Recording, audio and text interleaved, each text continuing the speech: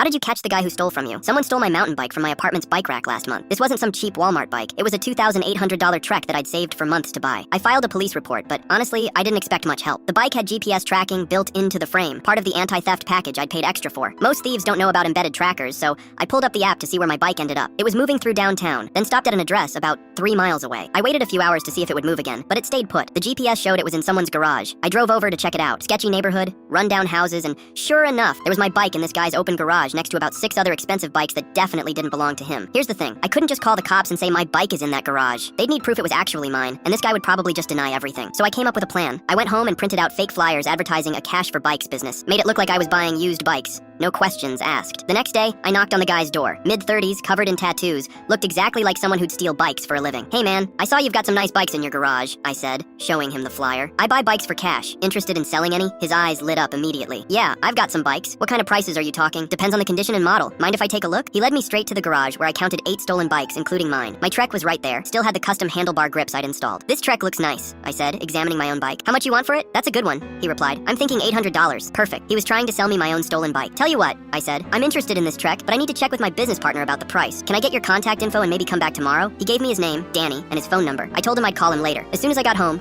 I called the police and explained the situation. I had GPS evidence showing my bike at his address, plus now I had him on record trying to sell it to me. The officer was actually excited about the case. We've been getting bike theft reports from this neighborhood for months. If we can prove he's running a theft operation, that's a felony. We arranged for me to go back the next day wearing a wire to record the transaction. The plan was simple. Get him to confirm he's selling the bike, then the police would move in. The next afternoon, I knocked on Danny's door again with the recording device hidden under my shirt. "Hey Danny, I'm back about that Trek. My partner approved the $800. "Sweet," he said, leading me to the garage. "It's a great bike, barely used." "How long have you had it?" I asked, knowing the answer. "Just got it last week. Guy needed cash fast, you know how it is." "Sure do. Mind if I test ride it real quick?" "Go for it." I climbed on my own bike and rode it around the block while the police moved into position. When I came back, there were 3 squad cars in front of his house. Danny was already in handcuffs, looking confused and angry. When he saw me talking to the officers, his face went pale. "That's my bike," I told the officer, showing him the GPS app with the exact location. "And here's the recording of him trying to sell it to me for $800. The police searched his garage and found 7 other stolen bikes. They matched serial numbers to theft reports going back 6 months. Danny had been running a one-man bike theft ring. In court, the prosecutor played the recording of Danny trying to sell me my own stolen property. He pled guilty to multiple felony theft charges and got 3 years. The best part? The judge ordered him to pay restitution to all the bike owners. Plus, the city used asset forfeiture laws to seize his house since he'd been using it for criminal enterprise. I got my bike back the same day, and 6 other people got their bikes returned too. The GPS tracker paid for itself about 100 times over. Danny's now doing his time and probably thinking twice about stealing bikes. Sometimes, the best revenge is just letting criminals outsmart themselves.